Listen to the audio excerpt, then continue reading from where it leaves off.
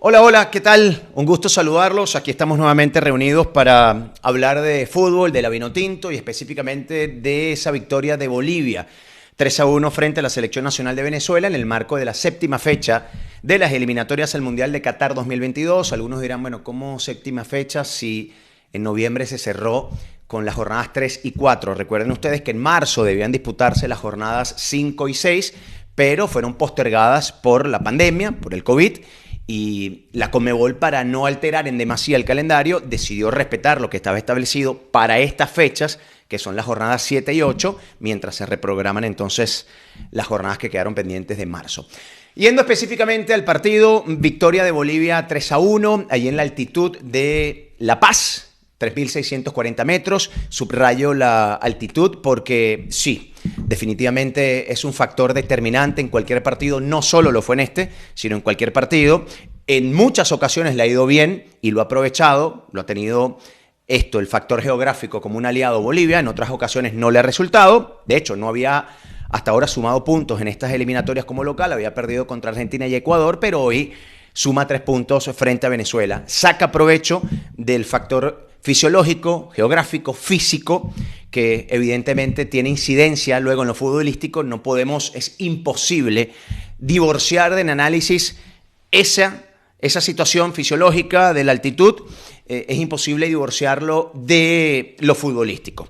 Y quedó en evidencia hoy y ya estaremos profundizando en esto. Vamos con el 11 titular de Venezuela. Nos sorprendió principalmente el costado izquierdo en la defensa, el director técnico Peseiro.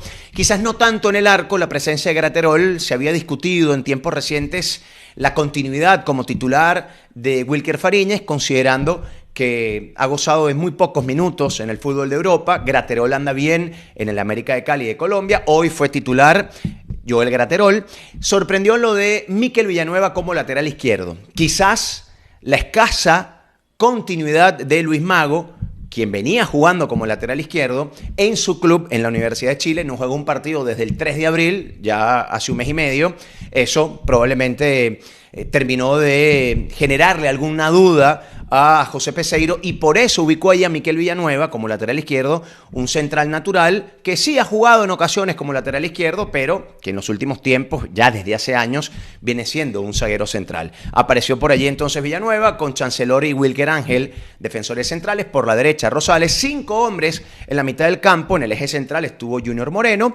Estuvieron como escuderos volantes interiores Tomás Rincón, gran partido por cierto para Tomás Rincón, y Cristian Cáceres. Volantes extremos con una función de ida y vuelta muy sacrificada y extenuante para Alexander González y Rómulo Otero. Y en el frente de ataque el colorado Fernando Aristigueta, que recibió esta oportunidad como titular, considerando entre otras cosas la ausencia de Salomón Rondón, y quizás el seleccionador nacional Peseiro entendía que el hecho de tener ya un par de años jugando en México, un país también con altitud, podía representar, digamos, un escenario o una condición favorable para Aristigueta al momento de jugar allí en La Paz. Ese fue el 4-5-1 de la selección de Venezuela. Un primer cuarto de hora que se dio como se esperaba, con una selección de Bolivia presionando alto, con una selección de Bolivia ahogando a Venezuela, generando mucho peligro por los costados.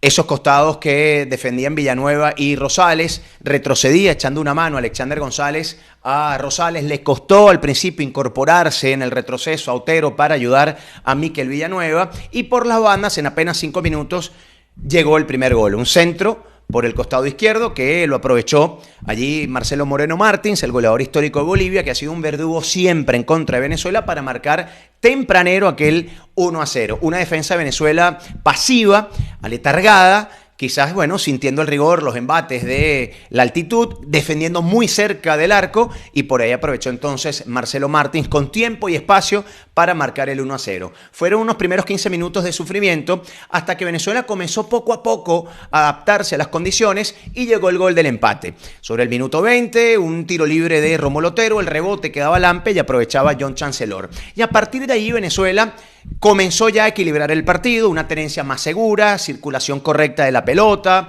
El trabajo, insisto, de Otero, de Alexander González era muy bueno en el ida y vuelta.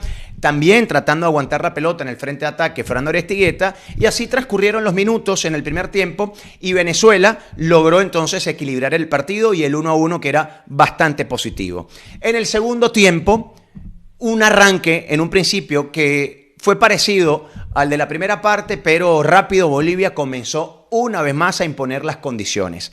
Desde la dinámica, desde la presión, más entera físicamente, por cierto. Y abro aquí un paréntesis. César Farías, el seleccionador nacional de Bolivia, entendiendo que quizás futbolísticamente hoy en día Bolivia no goza de muchos recursos, buscó más que nunca aliarse a la altitud y por eso preparó durante toda una semana en una locación, hablamos de Guarina, una locación a 60 kilómetros de La Paz, 200 metros por encima de La Paz, para entonces aprovechar mejor que nunca la condición fisiológica, la producción de glóbulos rojos y mostrarse hoy muy fresca la selección boliviana, y terminó sacándole provecho a esto. Claro, no todo fue la altitud, porque desde lo futbolístico, insisto, en el segundo tiempo comenzó a crecer la selección de Bolivia y Venezuela tardó en los cambios. Incluso recuerdo que en la transmisión televisiva decíamos, ya se notaba extenuada, sobre todo Alexander González ya no podía en el ida y vuelta, Rómulo Otero acusaba también cansancio, se notaba que cada vez le costaba más a Venezuela poder resistir esos embates de Bolivia. Sin embargo, no llegaron los cambios, no se refrescó a tiempo y lo que sí llegó fue el 2-1 en una pelota detenida, un tiro de esquina a favor de Bolivia. Allí es que el seleccionador nacional Peseiro, insisto, me parece de manera tardía, comenzó a refrescar el equipo. El ingreso de Savarino en lugar de Alexander González. Algunos dirán, ¿por qué no estuvo Savarino desde el arranque, considerando que anda muy bien en Brasil y sí estuvo Alexander González? Creo que probablemente la decisión pasó por el recorrido defensivo que podía aportar Alexander González echando una mano, ya sea por la derecha o por la izquierda, porque en ocasiones jugó por la izquierda, un recorrido defensivo que siente más en comparación que Savarino. Savarino ingresaba, también lo hacía Joseph Martínez en el frente de ataque en lugar de Aristigueta, y por ahí, bueno, vimos algunas ráfagas en donde Venezuela intentó meterse en el partido, pero no pudo sostener desde lo colectivo la propuesta o la reacción. Hasta que terminó luego llegando, ya a falta de menos de 10 minutos, el 3-1,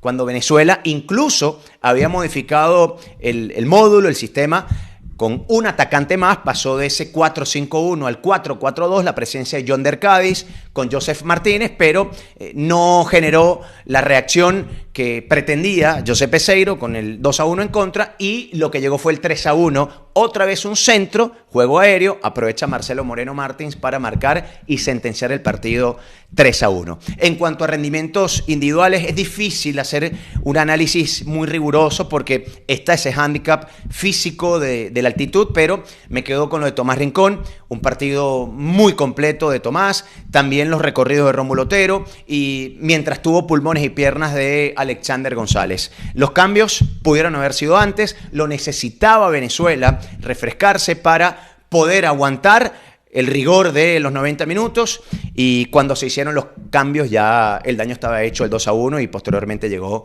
aquel 3-1. El próximo martes va a ser el partido contra Uruguay, acá en el Estadio Olímpico de la Universidad Central de Venezuela, 6:30 de la tarde, una Venezuela que queda con 3 puntos, hasta ahora en 5 presentaciones, 4 para Bolivia, que supera ahora a Venezuela en la tabla de posiciones también en 5 presentaciones. Nos reencontraremos entonces la próxima semana con lo que va a ser ese partido frente a Uruguay en la 8ª fecha de las eliminatorias del Mundial de Qatar 2022.